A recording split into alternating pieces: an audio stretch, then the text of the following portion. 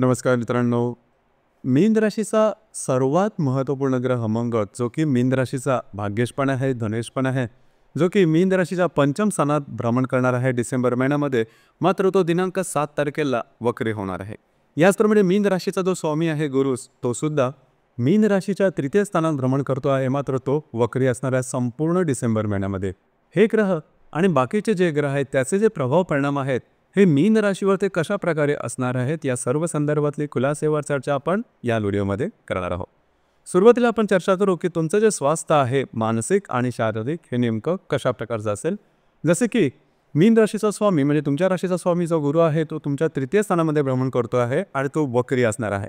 याचप्रमाणे तुमच्या राशीचा जो षष्ठेश आहे रवी, जो की तुमच्या भाग्यस्थानातून दशम स्थानामध्ये भ्रमण करणाऱ्या दिनांक 16 तारखेपासून. याचप्रमाणे राशीचा जो अष्टमेश आहे शुक्र, जो की तुमच्या दशम लाभ आणि व्यय स्थानामध्ये भ्रमण करणार आहे. लाभ स्थानामध्ये तो दिनांक 3 तारखेपासून ते 28 तारखेपर्यंत असणार आहे. एकंदरीतच सांगायचं झालं तर या संपूर्ण महिन्यामध्ये आरोग्याच्या संदर्भात त्याचप्रमाणे मानसिकतेच्या संदर्भात कुठल्याही प्रकारचे त्रास तुम्हाला जाणवणार नाही. त्याच्यामुळे तशी काय काळजी करू नका. फक्त थोडीफार धावपळ वगैरे होईल. आता ती धावपळीचा अनुभव गेल्या साधारण काही 10-12 दिवसात तुम्ही बघितलेला असेल.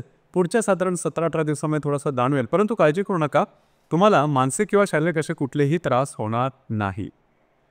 यानंतर आपण चर्चा करू की तुमचे जे आर्थिक स्थैर्य आहे हे नेमकं कशा प्रकारचं असेल.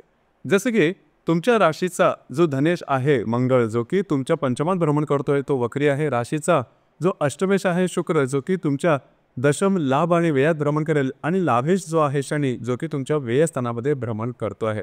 तर एकंदरीतच सांगायचं झालं तर या संपूर्ण महिन्यामध्ये तुम्हाला चांगले लाभसुद्धा मिळतील, काही तुमच्या इन्व्हेस्टमेंटसुद्धा होतील आणि तुमच्या जे फायनान्स आहे किंवा पैशाची जी आवक आहे ती चांगली राहील, समाधानकारक आहे.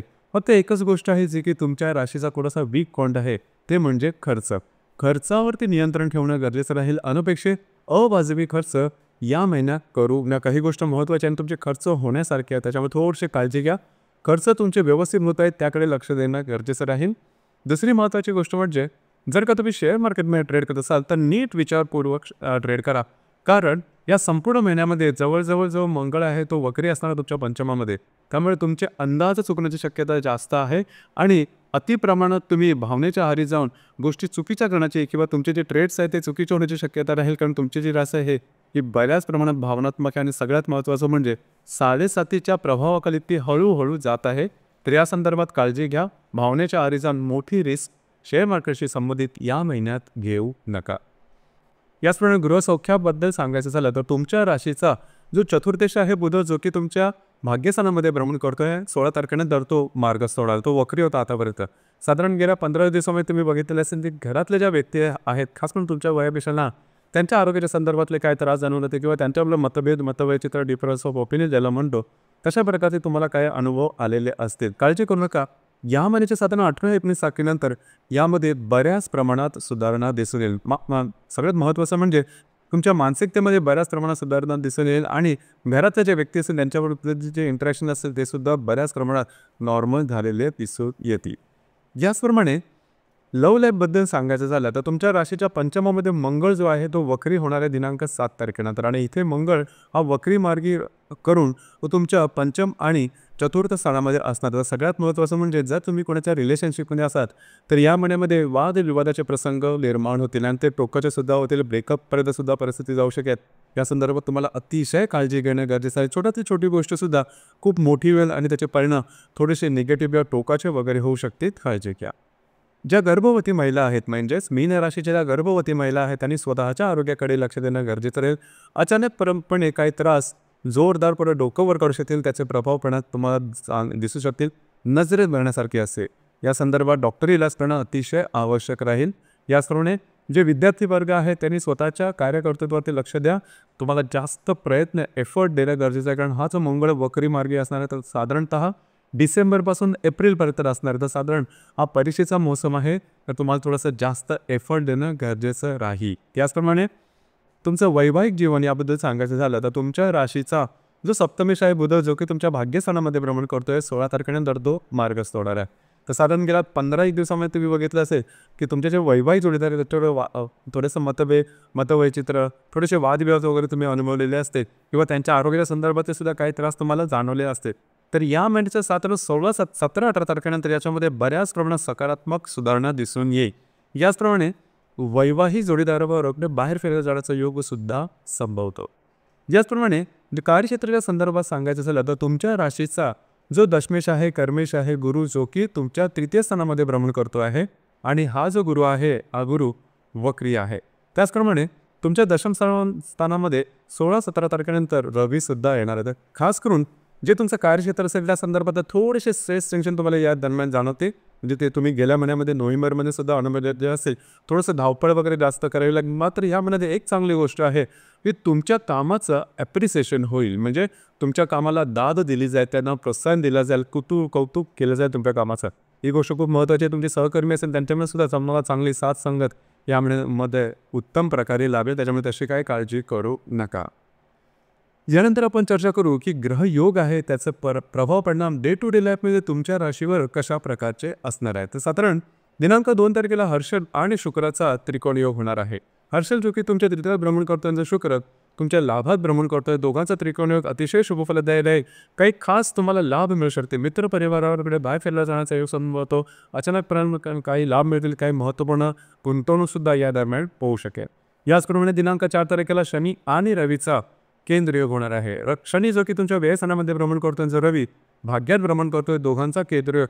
थोडंसं आरोग्याकडे लक्ष देणं गरजेचं आहे. सरकारी कामामध्ये या संदर्भात थोडीशी त्रासदायक गोष्टींना सामोरं जावं लागू शकेल. त्या संदर्भात थोडी काळजी घेणं गरजेचं आहे. कुठल्याही प्रकारची कमिटमेंट प्रॉमिसेस या दरम्यान देऊ नका.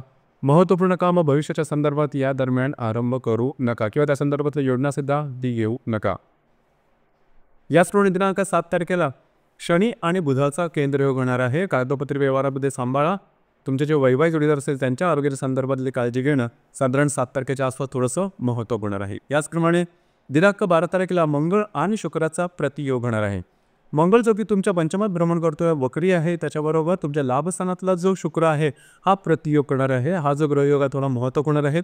खास करून आर्थिक संदर्भात जे ट्रान्झॅक्शन असते, गुंतवणूक असेल किंवा काही प्रमाणात जर का तुम्हाला खर्च करायचे असेल या दरम्यान काळजी घ्या. तुमची गुंतवणूक चुकण्याची शक्यता जास्त प्रमाणात आहे. त्याचप्रमाणे जर का तुम्ही शेअर मार्केटमध्ये ट्रेड करत असाल तरीसुद्धा भावनेच्या आहारी जाऊन चुकीचे ट्रेड करण्याची शक्यता जास्त आहे. आणि महत्त्वाचं म्हणजे जर का तुम्ही कोणाच्या रिलेशनशिपमध्ये असाल तिथे गोष्टी तुमच्या रिलेशनशिपच्या टोकाला वगैरे जाऊ शकतील, तर त्याचा स्ट्रेससुद्धा तुम्हाला थोडं येऊ शकेल. जसं मी सुरुवातीला सांगितलं होतं की जो मंगळ वक्री असणार आहे तो त्या संदर्भात तुम्हाला स्ट्रेस हा रिलेशनशिपच्या बाबतीत खास करून कायम देणार आहे या संपूर्ण महिन्यामध्ये. याचप्रमाणे दिनांक 18 तारखेला नेपच्यून आणि रवीचा केंद्र योग होणार आहे. नेपच्यून जो की तुमच्याच राशीमध्ये भ्रमण करतो आणि जो रवी दशमात भ्रमण करेल, दोघांचा केंद्र कार्यक्षेत्राच्या संदर्भात थोडंसं वरिष्ठांबरोबर मतभेद होणं आणि संशयास्पद वातावरण तयार होणं किंवा ऑफिस पॉलिटिक्ससारख्या गोष्टी होणं अशा काही गोष्टी होऊ शकतील. कॉन्फिडेन्शियल व्हॅल्यूनं इथपर्यंत या गोष्टी जाऊ शकतील. तर सजग राहणं, सतर्क राहणं गरजेचं राहील. दिनांक 20 तारखेला गुरु आणि शुक्राचा त्रिकोण योग होणार आहे. गुरु जो की तुमच्या तृतीय स्थानामध्ये भ्रमण करतोय, जो शुक्र लाभात भ्रमण करतोय. दोघांचा त्रिकोण अतिशय शुभप्रद अशा प्रकारचा योग आहे. या दरम्यान फिरणं, मित्रांबरोबरच्या भेटीगाठी होणं, चांगले उत्तम लाभ मिळणं, कमिटमेंट प्रॉमिसेस, कागदोपत्री व्यवहार या संदर्भातली कुठलीही कामं या दरम्यान करू शकता. अगदी सहजपणे पूर्ण होताना दिसून तुमचा कॉन्फिडन्स एनर्जी लेवल सुद्धा या दरम्यान अतिशय उत्तम दिसून येईल.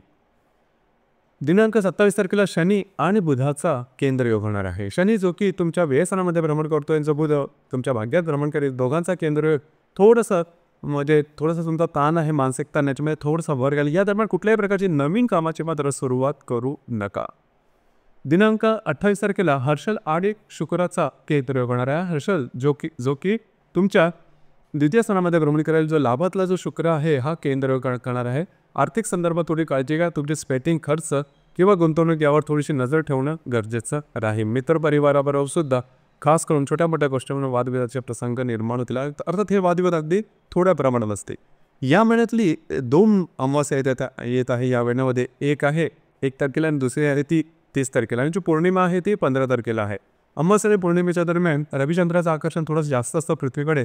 त्यामुळे आपले जी भावना असते ते थोडंसं जास्त प्रमाणात हे केलं जातात. तर म्हणून भावनातीत आपण जास्त होतो आणि भावनातीत होऊन घेतलेले निर्णय चुकण्याची शक्यता जास्त असते. म्हणून या महिन्याच्या 1, 15 आणि 30 या दरम्यान कुठल्याही प्रकारचे महत्त्वपूर्ण निर्णय घेऊ नका.